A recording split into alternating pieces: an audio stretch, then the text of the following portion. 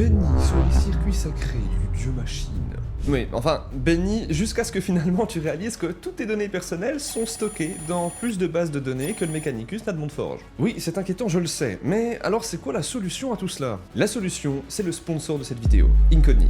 Alors juste imagine un instant que ton nom, ton adresse, tes numéros de compte, même de téléphone, tout ça est collecté, vendu, échangé. Comme si un magos hérétique cherchait à saboter toute ta vie. Mais tout ça s'arrête grâce à cette merveilleuse technologie qu'est Incogni. Dans le 41e millénaire, mes frères, l'Adeptus Mechanicus veille sur chacun d'entre vous, et aujourd'hui sur chacune de vos données. Mais dans notre ère à nous, ce sont des milliers de sites d'entreprises qui stockent toutes nos informations, et souvent sans notre consentement. Et ça c'est mal, voyez. N'oublions pas que toutes les personnes qui volent toutes nos données peuvent revendre notre identité, notre adresse, notre historique. On va pas se mytho, sans Incogni, je serais pas serein. Mais alors pas du tout, vu mon historique. Et d'ailleurs, est-ce que vous voulez savoir ce qu'est la pire chose qui peut arriver? Eh bien, il est impossible d'effacer ces données tout seul. Et c'est pour toutes ces raisons que j'utilise Incogni. Je déteste littéralement avoir besoin de réfléchir à est-ce que ce site pourrait stocker mes données et les revendre.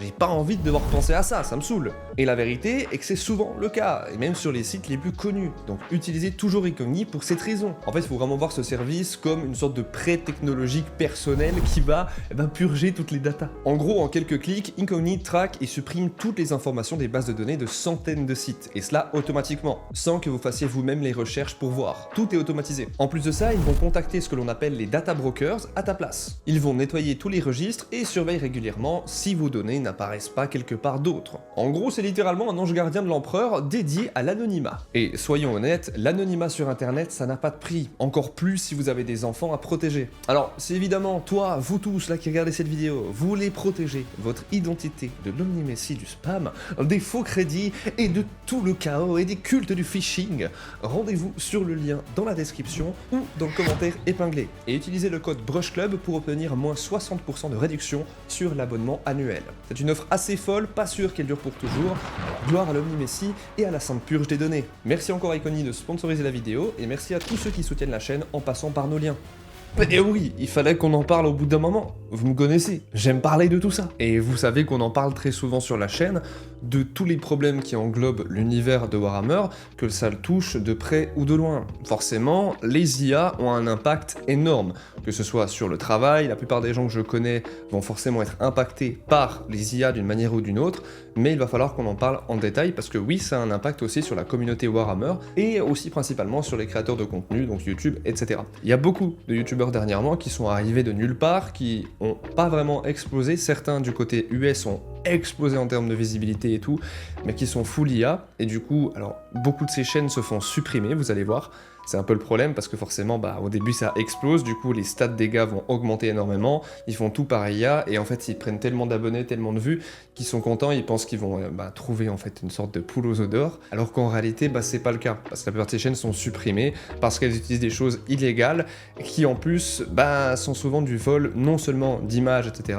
Alors ça c'est moralement attaquable, par contre ce n'est pas illégal, ça c'est la nuance très importante dont on va parler dans cette vidéo. Cependant il y a aussi des voix qui ont été utilisées, des voix de personnes connues, d'acteurs, et ça c'est illégal. Ça il faut savoir, ça c'est illégal, et du coup il y a eu des plaintes qui ont été faites, mais pas du côté de Warhammer, mais d'autres chaînes faites totalement par IA. Accrochez-vous, on va plonger dans les IA et à quel point ça risque d'impacter la sphère Warhammer, parce qu'il y a beaucoup de chaînes que vous regardez qui sont faites par des IA, et vous ne le savez probablement pas. Messieurs dames, vous êtes environ 50% sur cette chaîne à la regarder sans être abonné. Et ça, l'Inquisition ne va pas aimer. Alors ne faites pas les timides. Cliquez sur le bouton abonnez-vous tout de suite avant qu'on vienne vous chercher. C'est bon? Merci. Maintenant on peut continuer. Avant que je vous montre déjà toutes les chaînes que vous regardez peut-être en français qui sont faites par des IA, j'aimerais vraiment qu'on parle un peu plus du côté moral, illégal et justement tout ce que toutes ces IA vont impliquer pour la suite de Warhammer, et donc pour notre communauté. Alors certes, ça n'aura pas un impact que sur Warhammer, ça aura un impact dans toutes les niches, dans toutes les sphères liées à YouTube, en fait dans le monde entier. Les IA sont en train de changer le monde, mais je tiens aussi à préciser une chose avant qu'on commence, je parle bien d'IA générative. Il faut savoir que les IA, pour ceux qui ne connaissent pas trop tous les termes de nerd et tout, c'est simplement une intelligence artificielle. Ça existe depuis des années. Les robots sont des IA en ligne, les PNJ dans les jeux sont des IA.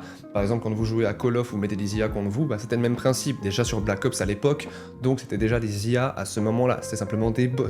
Mais c'était pas des bots génératifs, c'était pas des IA comme on a actuellement qui vont récolter toutes vos données si vous êtes graphiste et ensuite prendre ce que vous avez fait pour créer un nouveau truc à partir de votre travail. Ça, on est d'accord, c'est moralement bien plus complexe à valider. De plus, je travaille avec un monteur, je travaille maintenant avec une graphiste assez souvent, donc je sais aussi à quel point c'est important qu'ils aient besoin d'argent pour vivre. Ça me paraît évident. C'est pas forcément le cas de tout le monde. Je comprends que les IA sont intéressantes pour les gens qui n'ont pas de budget, je le comprends, mais rappelez-vous aussi que c'est important de faire vivre une société et forcément une économie, de la faire fructuer. Le monde évolue, certes, on est d'accord, on ne peut pas annuler les IA, elles sont ici, mais ça aura forcément un impact. Il faut quand même peser le pour et le contre, c'est évident.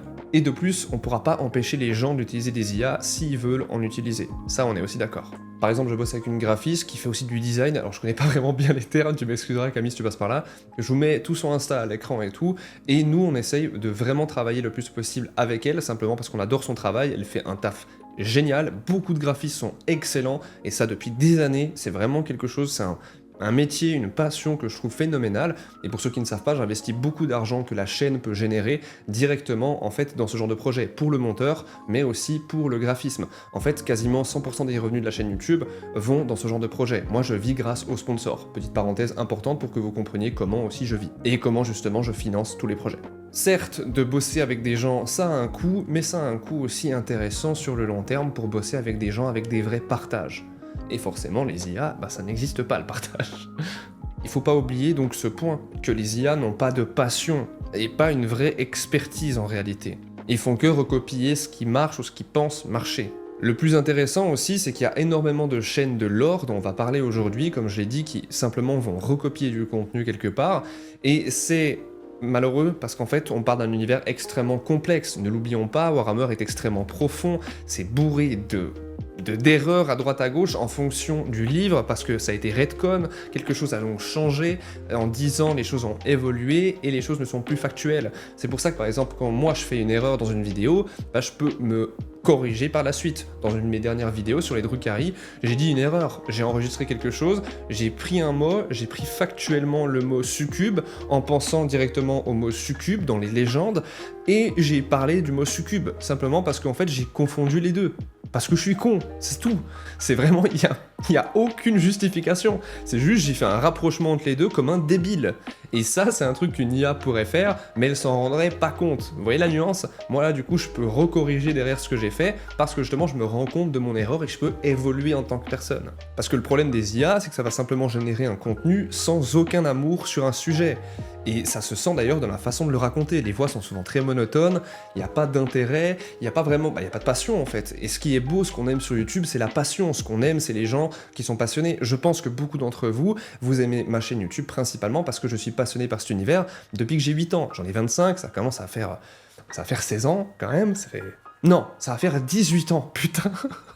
Ça fait quand même 18 ans là que je fais des Warhammer, forcément que depuis que je suis tout petit, j'ai touché à tout, à la peinture, au lore, absolument tout. Et j'ai une chaîne YouTube sur Warhammer depuis que j'ai 12 ans. Moi, ça a toujours fait partie de ma vie YouTube, et je sais que ça se ressent. En fait, toute ma vie a toujours tourné autour de YouTube, mais sous forme passion, en fait. Et c'est ça que j'essaye de véhiculer à travers mes vidéos. J'essaie de garder ma petite âme d'enfant pour faire rêver, marrer les gens, divertir.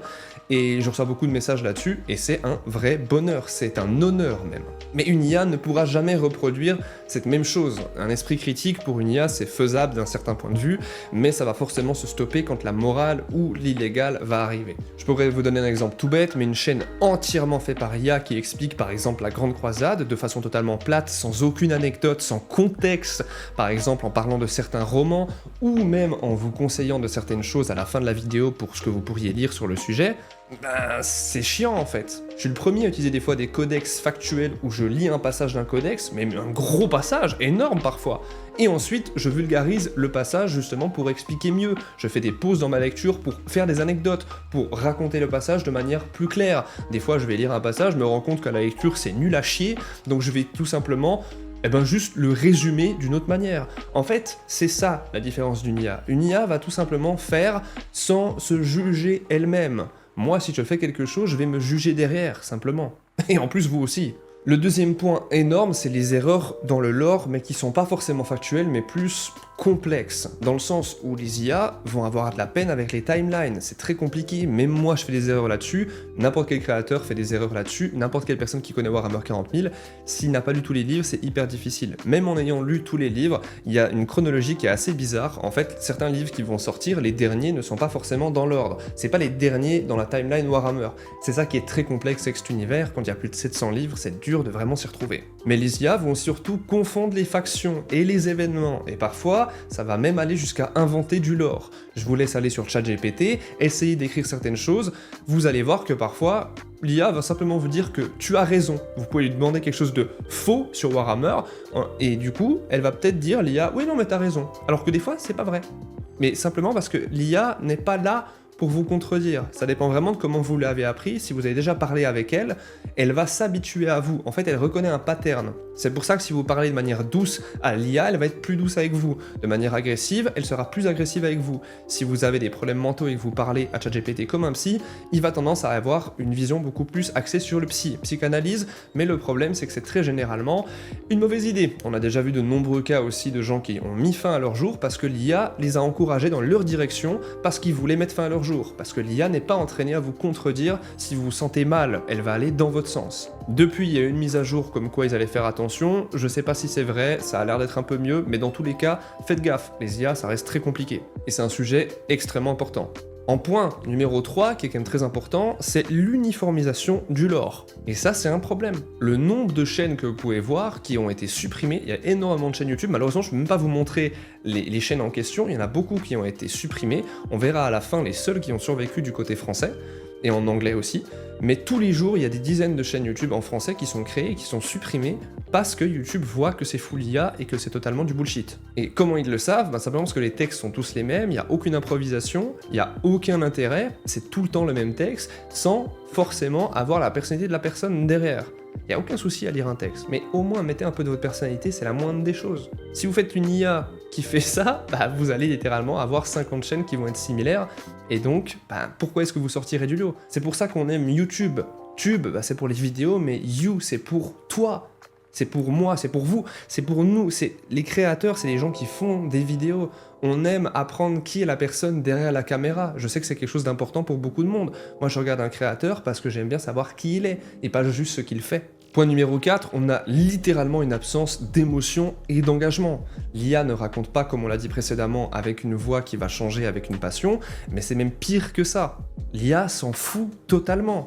Une IA n'a pas de charisme, une IA n'a pas d'humour, elle n'a pas une prestance, elle n'a pas une éloquence particulière. Son éloquence est banale, sa rhétorique est plate.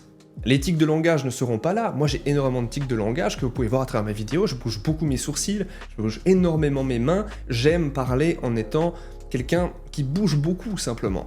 Et vous verrez toujours mes réactions parce que je suis très expressif, sur mon visage surtout. Une IA, ce sera jamais le cas.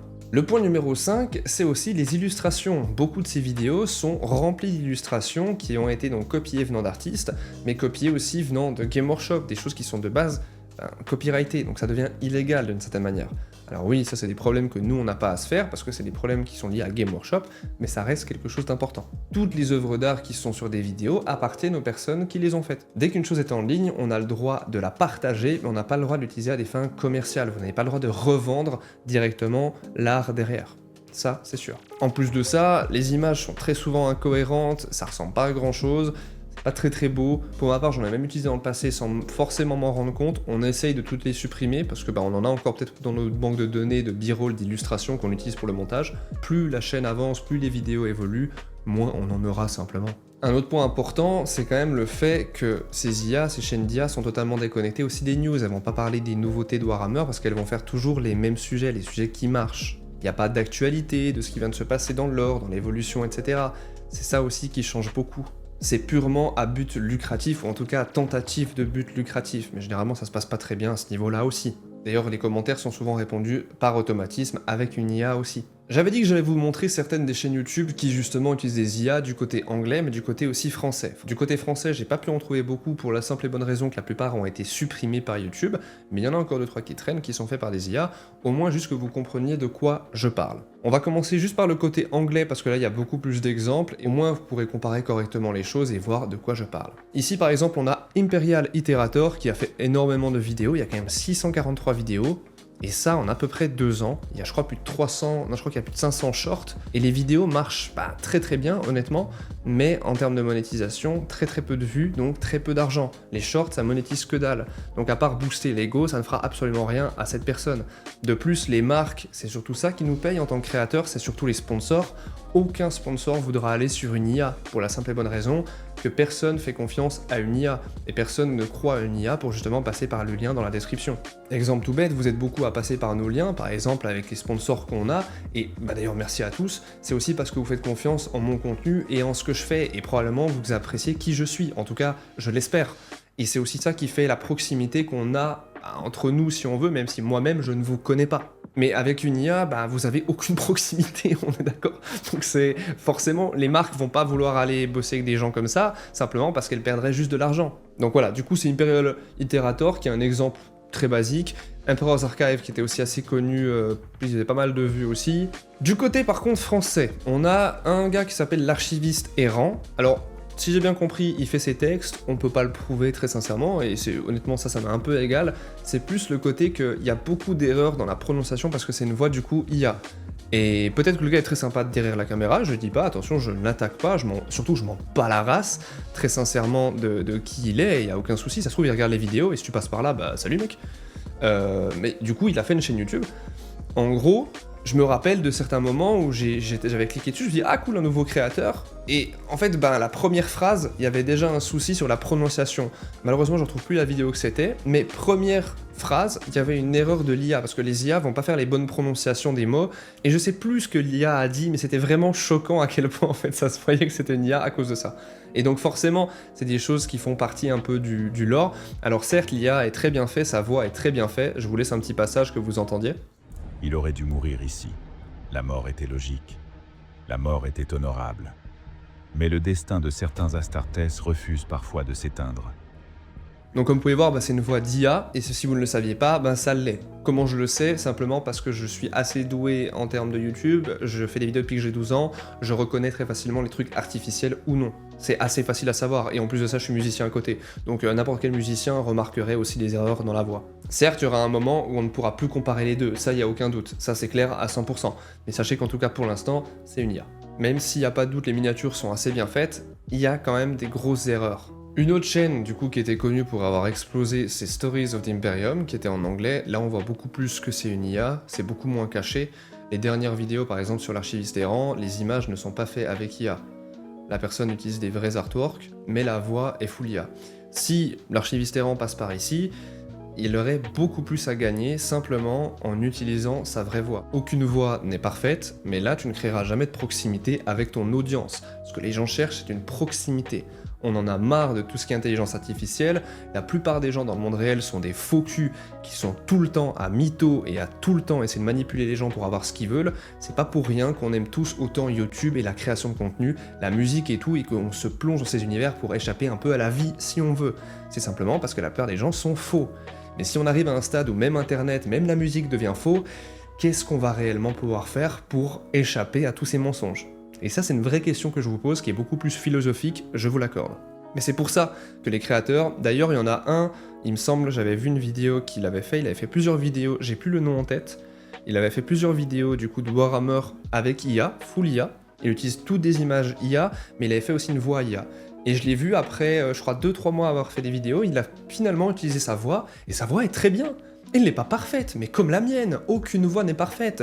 Même la voix d'Indomitus, même la voix de Vincent de Planet Wargame, tous les gars, personne n'a une voix parfaite. Même si vous dites qu'ils ont des voix parfaites, c'est pas le cas.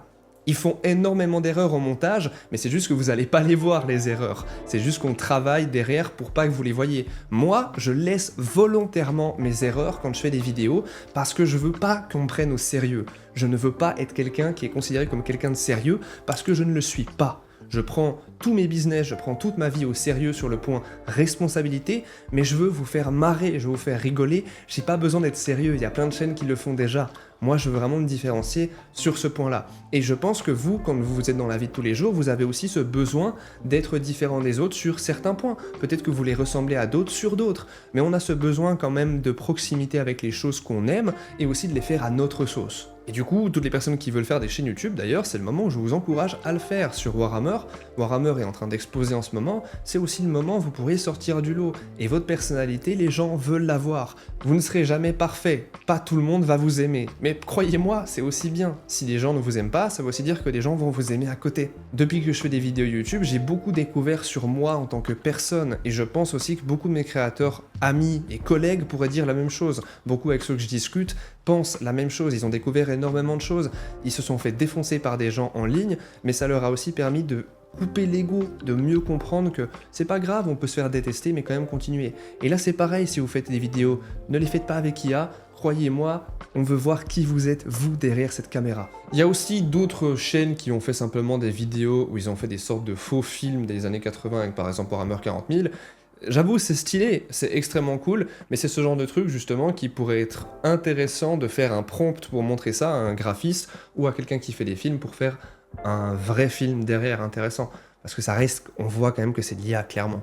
L'idée est intéressante, mais ça reste beaucoup moins cool que si quelqu'un l'avait fait en animation, comme les animateurs qu'on retrouve dans la communauté Warhammer 40 000 qui est réputée pour être vraiment excellente à ce niveau-là, quoi. Une autre chaîne qui a explosé et qui fait full IA, c'est Warhammer Theories, qui fait énormément de vidéos sur le sujet. Alors, beaucoup de choses sont intéressantes, les sujets sont intéressants, mais le problème, c'est que c'est full IA, tout, les miniatures, le texte, et aussi la voix, évidemment. C'est des choses qui sont quand même assez impressionnantes. Personnellement, j'ai rien contre les personnes qui utilisent des IA, on en utilise tous. Qui n'a pas utilisé ChatGPT, soyons honnêtes, ça peut être très utile pour résumer des choses, ça peut être très utile par exemple si vous êtes très désordonné comme moi et que vous avez besoin par exemple d'une ligne directrice sur un projet professionnel. Moi ça m'aide pour ma compta par exemple, c'est tout bête, mais ça peut énormément m'aider sur le côté juridique. Si je me rappelle plus d'un truc, je peux demander à ChatGPT et en plus de ça, derrière je vérifie toujours avec un ami qui est juriste. Si tu passes par là, tu te reconnaîtras. Et en plus de ça, c'est très important de se rappeler que les chaînes YouTube vont forcément évoluer avec le temps. Les IA vont évoluer aussi. On ne sait pas ce qui va se passer dans 2-3 ans, mais je pense qu'on devra refaire une vidéo sur le sujet parce que ça aura probablement encore plus changé.